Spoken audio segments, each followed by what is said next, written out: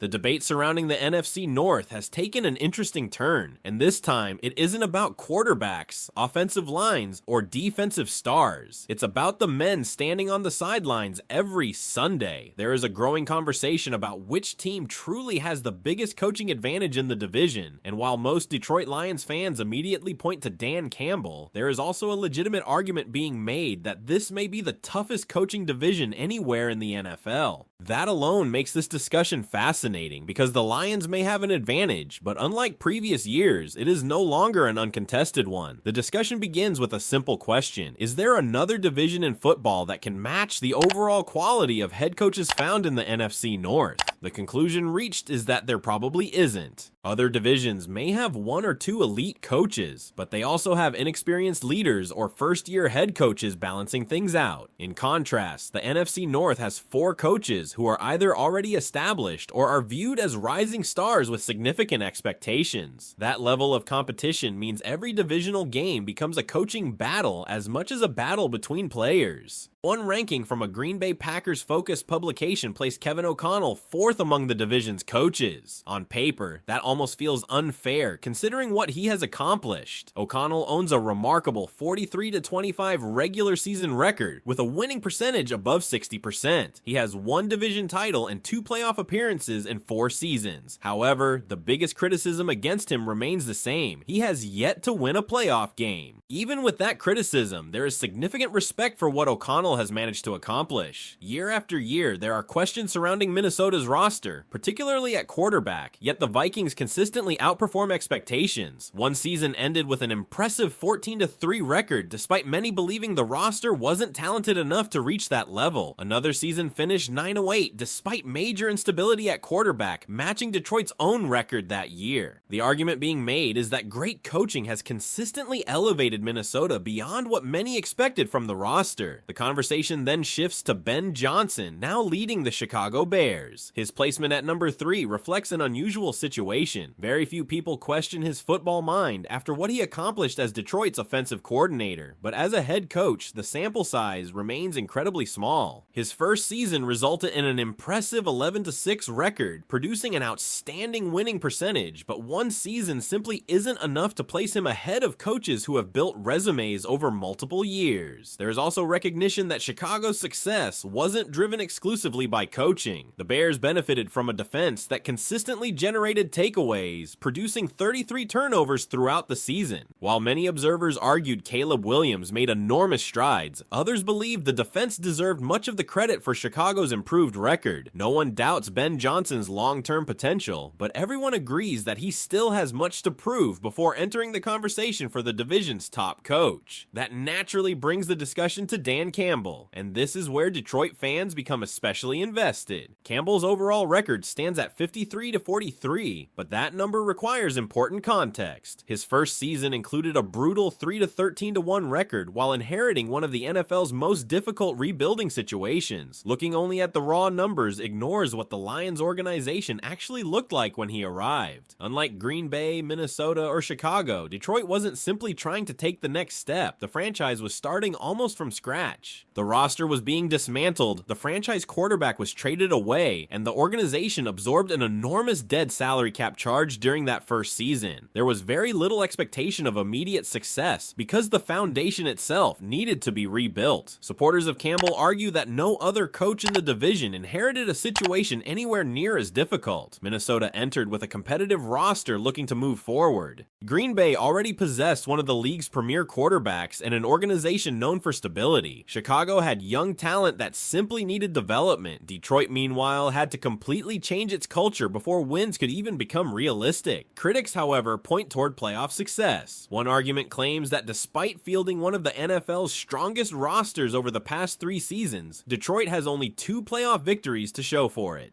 They point to the collapse after building a 24-7 lead against San Francisco in the NFC Championship game, and then reference the following season, when a 15-2 campaign ended with a playoff loss to Washington. Those moments remain painful reminders of opportunities that slipped away despite outstanding regular season performances. Still, many believe that criticism overlooks how quickly Campbell transformed an organization that had spent decades searching for stability. Instead of judging only playoff totals, they believe the complete rebuilding process process deserves equal consideration. After all, changing the culture of a franchise that had developed a reputation for finding ways to lose may have been an even greater achievement than simply adding victories to the standings. So when you compare resumes, recent success, rebuilding difficulty, playoff performances, and the overall impact each coach has had on his organization, does Dan Campbell still deserve to be called the best head coach in the NFC North? Or do you believe another coach in the division has a stronger case right now? One of the strongest arguments in Dan Campbell's favor comes from something that cannot be ignored: how he performs against the very coaches he's being compared with. Head-to-head results matter because they remove the hypothetical discussions and focus on what actually happens when these teams meet on the field. Against Matt LaFleur, Campbell owns a 6-4 record. Against Kevin O'Connell, he's 5-3. And against Ben Johnson, now leading Chicago, he has opened with a perfect 2-0 record. Altogether, that's an impressive 13-7 record against the other NFC North head coaches. For many, that statistic says more than any overall win percentage ever could. Every season in this division feels like a heavyweight fight, yet Campbell has consistently come out ahead against the very coaches who are widely considered among the NFL's best. When the competition is at its highest level, Detroit has found ways to win. Another point raised during the discussion focuses on playoff success, but with a different perspective. Critics often mention Campbell's 2 playoff victories as if that somehow proves he has fallen short. The counter argument is that playoff records can be misleading without context. Campbell currently owns a 2-2